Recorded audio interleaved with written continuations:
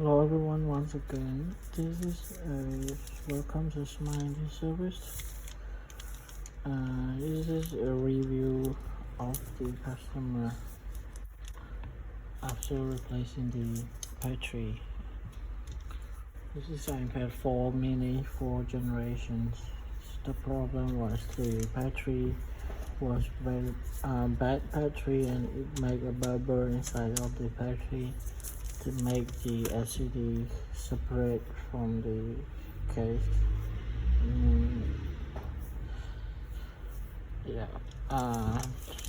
Then we replace the new battery for the customer.